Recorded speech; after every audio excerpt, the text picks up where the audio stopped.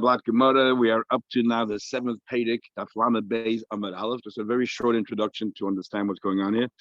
And again, and first of all, there's a fundamental difference between the Hebrew language and all other languages. In all other languages are called a language of Heskami. And Hebrew is a Shem Ha'etz, meaning as follows. All other languages are purely tools for communication. So if you live on your own and there's nobody else in the world, why do you even need a language? You don't need a language because you can describe to yourself whatever you want to know. You know exactly what you're talking about. The language is, if I see a horse and I want to tell someone else I just rode on a horse, I have to make up a word so he'll know what I'm talking about. So all languages are basically words that were concocted in order that they should understand each other. Hebrew is very different. Kodesh is called a holy language because they wish to use these letters to actually create the world. And Hashem, as the Hashem said, the words that they wish to use to create the world from the very onset, these are the words that keep everything going continuously. So, for example, a stone, the letters Aleph, Beis, Nun, and the combination of those letters is what gives the life, the vitality to a stone. Everything is that way, and it starts out with the 10 sayings in the Torah, and then it evolved. Each letter can be transformed into other letters, and through gematriyos and other chilufim, tmuras, all these different kinds of combinations that create words. So davening as well. There's a difference between davening to the Eibishter in Hebrew, Lashon Kodesh, or davening to the Eibishter in other languages, as we'll discuss in a minute. A very, very big fundamental argument between the Mishnah Berurah and the Alter Rebbe and Shulchan Aruch, which is very relevant today. I'm not sure you people aware what the Mishnah Berurah says, so we'll tell you in a second. But let's just start off the Gemara. The Gemara is going to talk about, can you daven or say do mitzvahs in other languages, or does everything have to be done specifically in Lashon Kodesh? The following things can be said in any language. Now, Taisus brings two versions here. One version is Eilu Ne'emarim B'chol Lashon, and the other version is Eilu Ne'emarim B'chol L'shaynam. Very, very different. B'chol Lashon means you can daven and say, you can do the following things. I'm not talking about davening yet. In any language, regardless of whether you understand it or not. You can read Russian. As long as you know how to read Russian, you're Yotze. That's if it says B'chol Lashon. If it says B'chol L'shaynam in their languages, it has to be a language that they actually understand. And others go further. And if it has to be a language you understand, other languages, it's not good enough that you understand. You have to live in an environment that everybody in that environment, for example, if you live in an English-speaking city, then you should be davening in English. If you're going to speak in Russian, it doesn't work. Then this is how we, people go on the line. Then we say, if you're in a Russian shul, even though in an English-speaking country, maybe you can argue that that's considered a community a Russian. That's how far we go. Taisus personally says that it should be b'chol l'shaynam, and Taisus therefore paskins that if you daven in other languages, you need to understand that language, because the whole purpose of the language is a description. It's not holy words; it's a description. Therefore, you need to understand the language. Lashon Kodesh is a big machlekes rishonim if you have to understand Lashon Kodesh when you daven Lashon Kodesh. There's some rishonim that say yes, you have to understand Lashon Kodesh as well if you want to be Yotze, and others say even if you don't know the Pirush HaMilos, you are Yotze. And when it comes to Krishma and Shmones, it's enough to know that what you're doing. You don't have to understand each individual word. And L'chatchila, we have to understand Lashon Kodesh, but the evidence, all right. But we'll come back to it soon. So, what are they? Any language. Sotah, which we discussed till now, that what you have to say, it can be done in any language. Could be one, the woman to understand what she, what she's going up to. Vidui Meiser, when you give your Meisers, you have to say Vidui. And you say, on the third year and on the seventh year, you have to finish, if you have any leftover Meiser, Rishon that belongs to a Levi, or Sheni that belongs to you have to go to the Shalayim, or Meiser only belongs to the poor man. You have to finish it, consume it all before Pesach. And you say, Bi'arti ha-kodesh min habayis, I cleanse the house from all this kodesh. So you have those words that you say. You can say in any language you want. And then Kriyishma can be said in any language. Bitfila and davening can be said in any language. Ubirchas hamazon can be said in any language. Ushavuas ha'edus, if you make a shvua, you say, I don't know any testimony, I can't help you at all. It turned out to be, it was false. So you have to bring a carbon oil of the Yerid. If the shvua that I made that triggers that carbon oil of the Yerid, doesn't matter what language I made that shvua in. And shvua sapekatan, you claim that you gave me something for security and I swear I didn't. Again, it could be in any language that I swore that I made that I lied. Then there's consequences. Now, it says clearly here, davening can be any language. So in a nutshell, in Siman Samach Beis and Shulchan Aruch, and Siman Kuf Aleph and Shulchan Aruch, and Siman Kuf Pehei and Shulchan Aruch, the Mishnah Brura believes as follows: that you should always daven Lashon HaKodesh, not daven in any other languages at all. And even though it says here B'chol Lashon, it's only B'diavad, and he quotes Chassam Sofer in the Chuvas. Chassam Sofer came out very strongly against those who daven in German, or any other language, no matter what language it is. And he gives a few reasons. Chassam Sofer doesn't give any reason. He's against it, and the Kibbutz goes against it. But you have to understand the times, Reform just came out, and Light Movement came out, and the first thing they did was they started changing it. As Mishmur says, Aveda Geredes Aveda, they first started davening in German, then they pulled out Yerushalayim Mircha Barach Mitasha from davening in Shmonesra because we don't go back to Yerushalayim, and they pulled out Kibbutz Goliath, Kabbalah Godel, and then he says the most interesting thing, Mishmur, and he says, you know why they changed it to Yiddish? Because they want us to forget the Lashon Kodesh. And why do they want us to forget Lashon Kodesh? Because it says the schus of the fact that it didn't change their language and left Mitzrayim. They want to make sure that Mashiach doesn't come. So therefore, to make sure Mashiach doesn't come, let's not speak the Jewish language. And yet in 1922, and Eliezer ben Yehuda brought Ivrit back. And in 1922, the British government recognized Hebrew as the official language. So they brought it back. So that kind of the Mishnah Berurah seems to fall to the wayside completely. Because in fact, now all the Frei Israelis, they all know Lashon Kodesh. So he came out, then he brings another opinion that says that it's usher to daven in other languages. The Alter Rebbe is exactly the opposite. Based on the Sefer Chassidim. And Sefer Chassidim says, in Tovshin Peiches, the Sefer Chassidim says, Tovshin Peiches and Tov Kuf Peiches. The Sefer Chassidim says that it is far better to daven in a language that you understand than Lashon Kodesh you don't understand. And if you don't understand Lashon Kodesh, daven in any language and make sure you do it and you understand. As long as you understand the language, that's how you should daven. So the Pasuk Shulchan Aruch, he says for Amaratzim, which means people don't understand Lashon Kodesh, they should daven in English if they don't understand a word of Hebrew. Exactly the opposite. So today we have something about Shuvas out there. It's very, very important to know this difference in halakha. What defines understanding? So, for example, if I daven, I can't say I understand every single word at all. What does it mean? And especially in a bracha, it's the Baruch Atah Hashem. The Rebbe says if you don't understand the words in the middle so much, then generally this is called the Baruch Refuah. You don't know every word. Maybe Vashay is. That doesn't matter because you know the context and in the beginning and the Baruch Atah Hashem. But this is a very important machlekes. Alter Rebbe is in the same Shemanim, Samach Beis, Kuf Aleph. I will come back to Kuf Aleph a bit further in Gemara. Very important machlekes. So according to Mishnah Berurah, about Shuvah should not be davening in English or in Russian or in Spanish and all these Sidurim, not supposed to Sidurim. They should be looking at the Hebrew. Just look there for reference. And he brings an opinion, and he sounds like he follows that it is usher to daven in another language, even though you don't understand Hebrew, but you do understand the other language.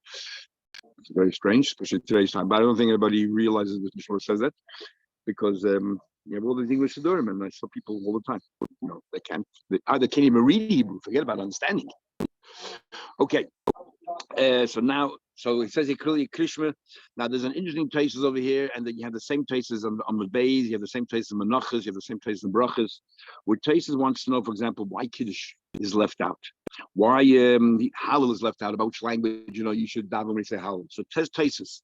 Don't tell me, he says, that we only talk about things which are Torah like Krishma and davening, and we miss out Kiddush. He said first of all, says traces, davening is midrabanan.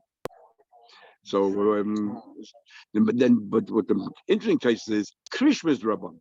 Faces Paskins Menachas that Krishma is only Midrabanan. It says in Krishma V'shachru Kamecha, he said we Paskin like a Bayahu B'divrei Torah Kama.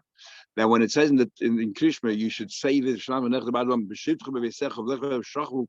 means teach them Torah by night and in the day. Perik Echad Shachris, Perik Echad Arvis. So saying Krishma is only Midrabanan. But right here, Teisha says, and Amud Beis again, Teisha says. In fact, Amud Beis, he has a whole query. Some Gemara sound like the Matayda, some sound like the Rabbanon, and he doesn't conclude. But in Menachos, he clearly paskin that it's only the Rabbanon, like a Baya. Anyway, so Teisha concludes as follows: when it comes to Kiddush, this is Teisha's big Kiddush here, and Al-Zebah paskins clearly from like Teisha. When it comes to all those that are not mentioned in the Mishnah, like Kiddush and Hallel, You can say it in any language you want, even if you don't understand it. This mission is talking about you can say it in any language you want, but b'chol l'shaynam. Remember I told you Taisus gives l'shaynam. Taisus holds that davening and krishma you can say it in English only if you understand it. Kiddush you can say it in English even if you don't understand the word of English. That's why the Mishnah omits all these other things and only counts these things here. Okay, let's continue. Yeah, and that's how he paskins, and Magaram paskins that way, and so on. The Mishnah was based on something like Sam Sefer of Kivegi, but I think you have to look at the context of the times. I mean, you look at how many dinim Sam Sefer put into place that we don't follow today. But you're not allowed to walk into shul where the bim is not in the center, the bim is up front. You're not allowed to walk into shul, and all these gzeres, which is his Talmud Maramash, talks about riches, because the reform were coming out and they were all those innovations. Chodesh Asur and Hater. That's a famous saying. Anything innovation in the shul, especially, is forbidden because they're pushing, playing with the edges. Pushing the edges. Okay, let's continue the Mishnah. However, certainly you have to say Lashon Kodesh. They will never Lashon Kodesh. The following thing you have to say Lashon Kodesh. Mikra Bekurim. When you bring up the Bekurim, you have to say all those psukim, and the Mishnah will explain how do we know all these things. You have to say Lashon Kodesh. Chalitza. When a woman's by Chalitza, where the brother refuses to marry her, the psukim you have to say is in Hebrew. Brachas v'klalos. The brachas and klalos and hadrizim and hareva have to be said by the aliyim in Hebrew. The people question why the Mishnah brings that down. It's irrelevant. It's a historical event. Why do we have to know that? On the other hand, it's essential because that's what we learn out of this whole idea. So therefore, probably that's why it's brought here. Birchas koinim, the bracha of koinim says koyser v'rachu, it has to be in Hebrew. Birchas koin gadol, the koin gadol and Yom Kippur made up his own brachas, had to be Lashon Kodesh. U'parashas hamelech. By the way, there's a big question mark if Ivrit has the status of Lashon Kodesh. But the Shabbos long later that Ivrit does not have the kedusha of Lashon Kodesh. Interesting, the Rambam writes what makes Lashon Kodesh holy. Doesn't talk about the Kabbalah and the Chassidus. He says there are no filthy words, there are no grotesque words in Lashon Kodesh, and the few words that we know, he explains them like Mamzer is Mum Zara. Every word that we have that is really just like a reference, but it's not really has no inherent meaning. Baruch Hashem, the Brit they made up for all those words that were missing in Lashon Kodesh. So we Upashas Hamelech. The year Hakel, this year Hakel, the king has to read from Big Machlek what he reads, but that is Lashon Kodesh. Upachas Egla Rufa. When they say Daniel Shabcha, the older that's Keni Kalon again. The one who goes, this one I don't really understand why. The Kohen who's to go out there and is to encourage the people to go and inspire them to fight and not to be cowards. I'm not sure. One thing I understand is the whole idea is that people should be inspired. You need to talk to them in the language they understand, and if they don't understand Hebrew, why talk in Lashon Kodesh? You should talk to them in the language, whatever the language is. We talk to the people. Okay, now the Mishnah says, Mikra Bikurim, how do you know it's in Hebrew? It says, the Anisa, the Amarta, it says two words. Anisa, you should respond, but Amarta, you should say. What do you mean the two words? You look where else we find that expression. Well, it says there by Baharei, it says, the Vino will respond, but Omru will say, Va'onu and Va'omru. And we know that over there has to be Lashon Kodesh. How do we know that? We'll see more later. So we see how important it is the hard reason, how able, because that is the source for those things that have to be Lashon Kodesh. Chalitza case that Hainu has to be Lashon Kodesh because it says again the unsava amra, same two expressions. Again, so you see how vital it is. Rabbi Yehuda says the unsava amra kach. Not it's insufficient just for unsava amra. It also says kacha. It says in the passage that this is what you have to say, by Yavama, by Chalitza, and therefore, doesn't want to build his base. So therefore, what do you call it? That's why it's in Hebrew. After this lashon, brachas are close. Everything is predicated on the brachas. How do you know it's Hebrew? When they crossed the Yarden, of all Hadrizim al Harevil, they came to Hagir Harevil, Shebeshreimon, that was a Shreimon, and Shebesad Shchem, that was next to Shchem, Shebe Loini Mamre, which is next to Loini Mamre, Haino was near Shchem, Shenema. But it says in Pasik, there's going to be Be'ed, but a Yarden, on the other side of the Yarden. And it just says, Namul Hagil, near Eloini Maida. It doesn't say where Eloini Maida is, but a Halonim, the Bavram, interesting, it uses Lahalam, which is actually before. Usually Lahalam means that later on. Well, Lahalam, and it says later before, whatever. But Avram passed the Eretz Ad Mekoim Shchem to a place called Shchem, which is Ad Eloi Maida. So we know that Eloi Maida is near Shchem. Ma Eloi Maida am Lahalam Shchem. This over there is Shchem. Af Eloi Maida am Lekan is also Shchem. Now Shisha Shvatim always Hagizim. 6 Shvatim went up to Hagizim. The Shisha Shvatim always Halevel. 6 Shvatim went up to Halevel. They divided half and half. The Kohen Levim was standing lamata, even though one in the 6 Shvatim they also included the Levim on top of the mountain. Some say part of the Levim were up and part of the Levim were down. So Hakoinim Akiv, now the Kohen surrounded the Aron, and the Levim as a Kohen. Levim surrounded the Kohenim. So like 2 concentric circles. The Chol Yisrael Mekan Mekan, the Eden was standing on both sides and above the mountain. Shneimar said the Chol Yisrael was a Kohen, the they were standing there above on both sides of the Aron. So the Levim turned their faces towards the Grizim, and they began with a bracha. The first mountain, everything was a positive way that you should keep the laws of morality. And also answer amen. Then they said all the negative things. And but the fact is, everyone answered. All 12 Shvatim, even though you're facing in one direction, everyone responded, amen, amen. Until they completed all the brachas and all the klalos, and afterwards they took the stones, and they built themselves a mizbeach right there and then. They plastered around. The kostu all of us called the They wrote the entire Torah 70 languages. Big machek is a shame how in the world were they able to write 70 languages on these stones. We'll see a little bit later, but some say it was only the Sotah, some say it was only parts of Shvarim and certain things.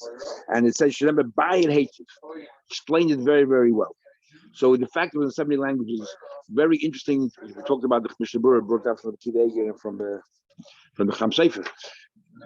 In the times of the Noda B'Yehuda, they brought out a Chumash and translated it into Yiddish or German. Yiddish or German, I can't remember. And he came out very strongly against it because this is the other point of the Mishnah. He doesn't quote the Noda B'Yehuda, but it's actually the Yehuda. The Mishnah says, we are not translating it correctly, or accurately. Sorry, not correctly. We're not translating it accurately. Russian Kaddish has a punch to it, and he gives a few examples of words like Vishnantam Levanecha. Vishnantam can be translated this way, it can be translated that way. How do you know which is the correct translation? When you say Russian Kaddish, it doesn't matter. You got it right because it's the right word. So the Noda B'Yehuda says you cannot translate Chumash into other things because our translations are not accurate. And then there's a number of poskim that follow him as well. That you're not allowed to learn Chumash in Yiddish, or he's talking about Yiddish. You're not allowed to learn, talking about these translations there. You're not allowed to learn others for him. Then the Rav Polin, Ben Chai, he has a whole thing that they took. I forgot which sefer it was, Kabbalah sefer, they translated into Arabic, and he came out strongly against it. And then others argue with me. The Rambam was written in Chatchila. Bishop Schneider's Rambam was never written in Hebrew. It was written in Arabic, and then his Shmuel Tivon came and translated it into Hebrew. So what do we say about Yovanit when they translated it? That's exception, yeah. The Mishnah said. We know that Yovanit. But when they translated, do we say that the translation was accurate? Oh, that's part of their raya. That's part of their raya. What's the raya? Because the two of the rights, very good for my friend remind me. The two of the rights in Shulchan Aruch, all these extra fast days, and Tov Kuf, Pei, Peyal, all the different fast days in Megillah's Tainus. And then he writes there was Ches, Tes, Yud, Tevis. And these are the most serious of all fast days. Why? Because that's when the Septuagint came out, and they opened up the Torah in other languages. It's a disaster. Where's the Tisha B'Av? So on the contrary, they use that as a raya. Those who oppose it, first of all, the Baal Shem Tov says clearly, says right here, buy it as a Torah. Moshe Rabbeinu put it into 70 languages.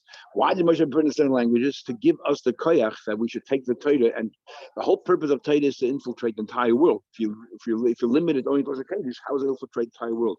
Dafki she makes Sfarim in all other languages. That's why the Rebbe made Tanya in all the different languages and other Sfarim as well, to elevate the world around you. And then in Nigla they brought rayas from the Rambam and other great Rishonim who wrote their Sfarim in other languages. Not in those Kaddish. With the explanation being in other languages, it's just Tai-Ching. Talk about Tai-Ching. When we talk in Yiddish. Actually, we'll see in a minute. Not so simple word, what I just said. The next Gemara. Or maybe tomorrow. Okay. Taking Gemara further. So they took these stones, and he wrote he etched into the stones the 70 in 70 languages entire Torah. Shemar says, "By hated," and then afterward they dismantled the mizbeach. When not less about it, they took the stones, the lona mekayim, they moved to Gilgul. It says Mul Gilgul, and they placed it over there. The we'll talk about it later. Says the Gemara. Now we said that you can say it in any language. How do you know? Parasha said you know how to be any language. The see, it says the Omer HaKoyin Lisha, the Koyin should say to the woman, and that he has to warn everything else. It has to be any language that he said that she understands. She has to understand. He's telling her, this is what's going to happen to you if you don't do it. She doesn't understand what's the point. That's why I don't understand by the Mashur Muhammad why he says Dafka Lashon Kodesh. If he's trying to inspire these soldiers that they shouldn't be cowards and become deserters, you should talk to them in a language they understand. But anyway, come on, we learn. You say it in a language that she understands. What exactly she's drinking because of her behavior, and exactly what's going to happen, with what she's been drinking, and how she became tummy to her husband, and what. And by May Shaisi means what kind of vessel they're going to give her, and they're going to go through all the process that's going to happen. The implication is from what the Kohen speaks. Yeah, Kohen to her. The woman. No, the Kohen to the woman. The Kohen. So she doesn't have to actually understand. He's saying he has to be able to speak it. He has to speak the language that she understands. That she understands. Yeah. Amahi Shaisi, and what causing the drink? At least from our next place. He tells her your husband warned you, and you were in seclusion. Vessel. And what exactly is it that you became tummy? What caused you to? What led you down this path in the first place? At least you behave like a child, juvenile. And then also says to her, and how did you become tummy? Was it b'shegig? Was it b'shegig amazing? What is b'shegig? So Rashi is an interesting thing. B'shegig is that they told her your husband is dead. So she thought that she's single now. So she had relations with somebody. Told her her husband never died. That's the shagi. And Oinus, I was an issue with rape. Oibaratza was done willingly. Why? Why do you have to explain to her what's going on here? I'm not sure exactly what his question is. Obviously, to tell her that she should walk away.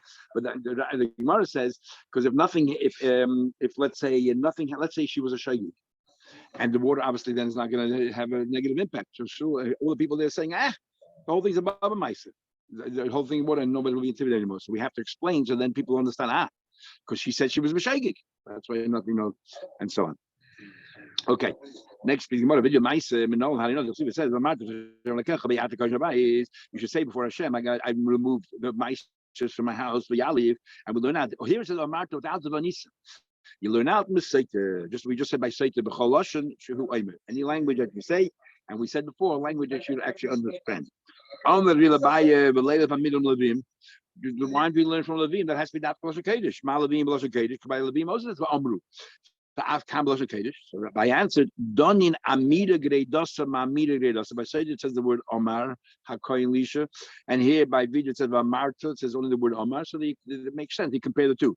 They ain't done an Amida Greidosa Mania Amida, but you learn Amida from Aniya and Amida, right? Because it says Vanisa Omar. A person when he says I did the right thing and you're so applauding yourself, don't have to say it so loud.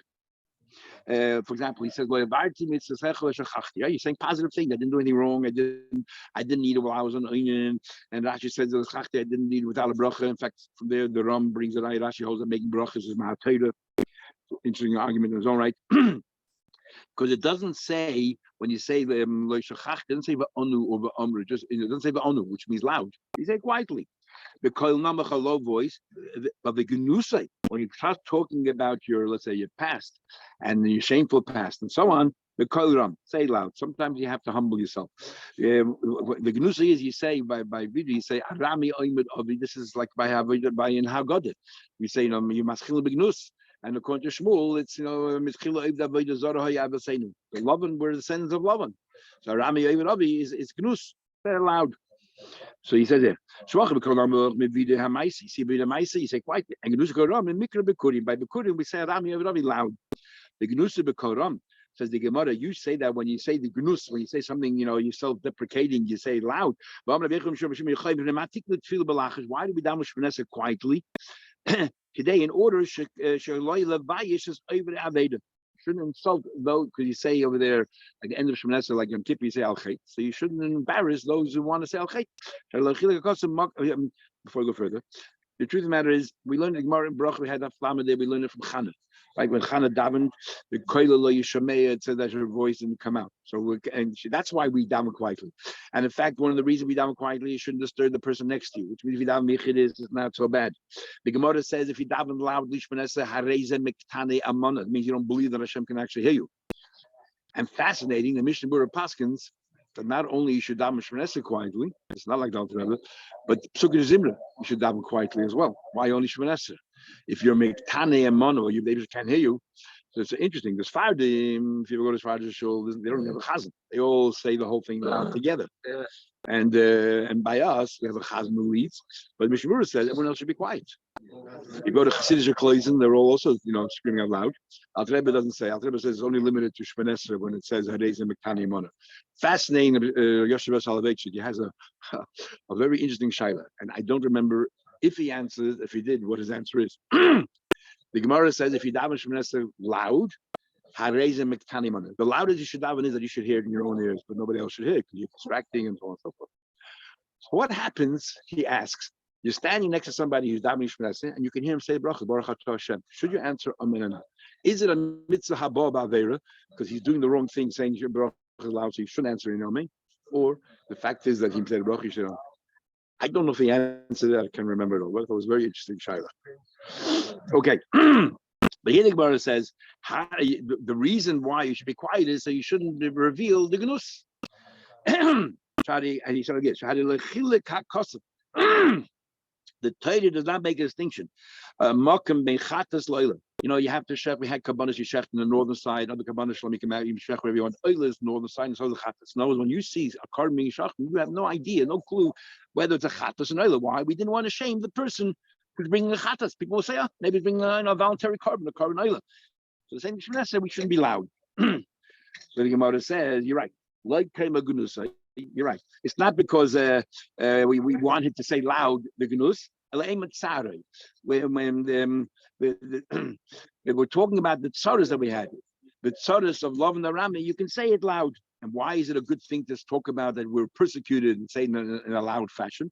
Like we have a few times already. Tanya, we learn, it says in the Pasig, but Tomei, by Mitzvah, it says, Tomei Yikra. Pronounce that this person is tummy. Suddenly it's out of the rabbi. You have to announce to people that this person has tsar. The rabbi mevakshim al rachmi. You ever seen a WhatsApp? Please say to him for this and this person. You realize this person has tsar, because Philos rabbi. Anybody has a tsar, you should notify the public, because the rabbi mevakshim al rachmi. Because then, if a number of people together say to him or mevakshim rachmi, it's enormous help. Let's analyze it. So why Shemesa quietly and we said we don't make a distinction where you shech the carbon chatos and oil. No, but you could dumb him.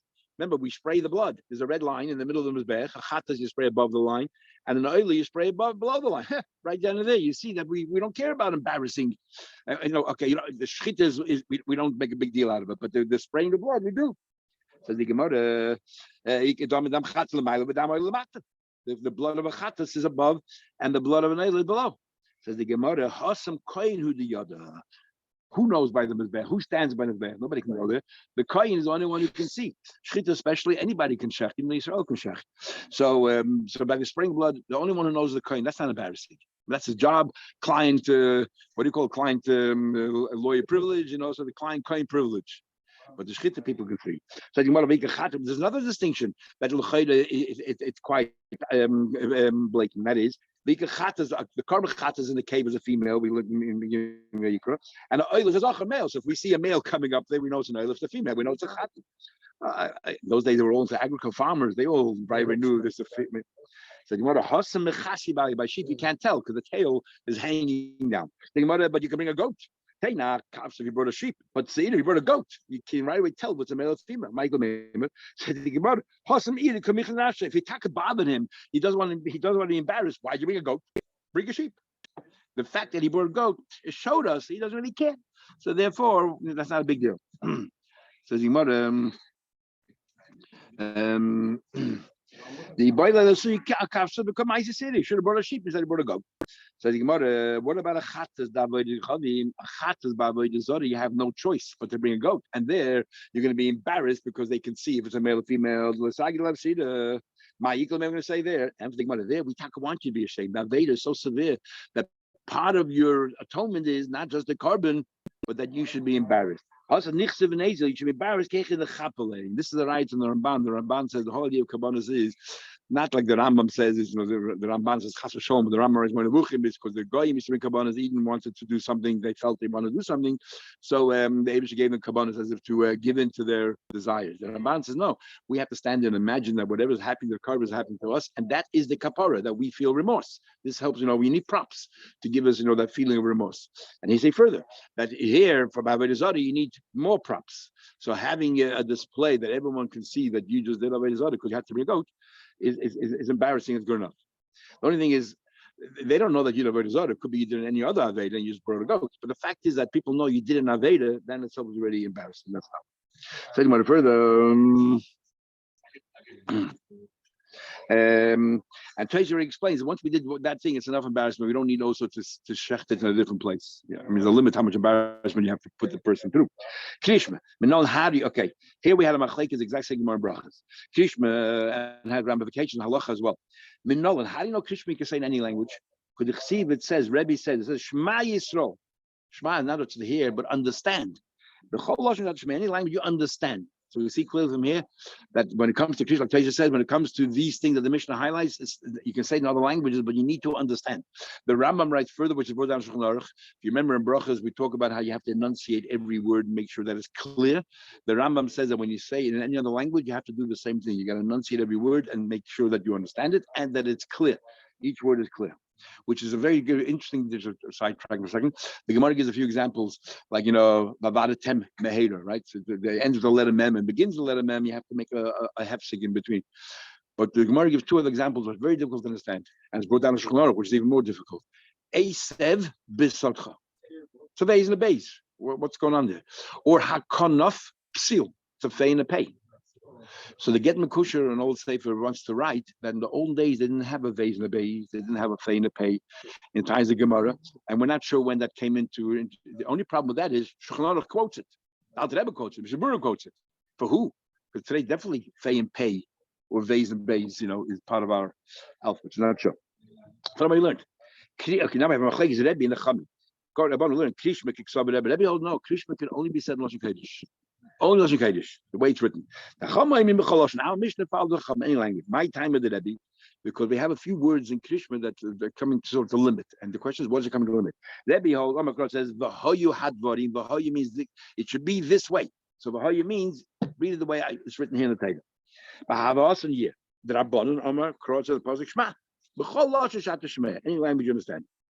Saying what Rabbanon Ami, or Ksiv, says, they would Shema means any language. But it says V'hoyu. What do they do with the word V'hoyu? They learn don't read it backwards. And backwards over there means as machlek isn't doesn't mean you change the order of the paragraphs, change the order of the psukim. But Rashi actually says, based on the Gemara, that it means pashut bisharecha beisecha. You read backwards, which is hard to understand why you need a pashut tell you to read backwards. It doesn't make sense. If you say the sentences out of order, it makes sense. If you look clearly in Vahafta and in V'hayim Shmai, the order is different. Where do you put the tefillin and where the Talmud Torah? Right? In Vahafta, first the Torah and then it's tefillin, and then the V'hayim Shmai is all the way around. First the tefillin, then learning. Okay, so if you want to swap the order, it makes sense. That's from Afreh. But if we learn the way Rashi learns word for word, B'sharecha, and work your way backwards, and without the pasuk you would have thought Yaitza. Why would you be Yaitza? Difficult to understand. Anyway. So that's what they use V'hoyu for. Don't be afraid. But Rebbe Shloim Afraid how do you know you shouldn't read backwards? Nafkala he was out. He's not V'hoyu because he needs for Hebrew. Is midvarim hadvarim. Could have said V'hoyu dvarim. Why is V'hoyu hadvarim an extra hey? It has to be in this particular order and not backwards. But Abanon dvarim hadvarim lemashma, and that's essentially what the whole argument is, whether you have that hey or not. They don't believe in the extra hey. Sometimes the Torah adds a hey, doesn't mean anything. But Rebbe Nami, now let's go the other way around. Rebbe says Shema l'chayda sounds like any language you understand. No, he needs a that you should listen what you're saying. You should listen what you're saying. Don't just say in your heart. You actually have to enunciate the words, and you should actually hear what you're saying. But Rabban Asari look at Madam and HaKadosh Ma'avleish Melazah Yatz. Rabban holds we don't dash that, which is very hard to understand that because we paskin like both. We paskin that you can say Krishma any language you want, right? Shema, and then we paskin, but if you don't hear it, you're not Yaitza. How can that be? So Taisha says that the Gemara says you can actually learn two things from one thing. And argument here doesn't say that. We'll continue tomorrow in Mitzvah Hashem. Have a good day. Yeah, thank you.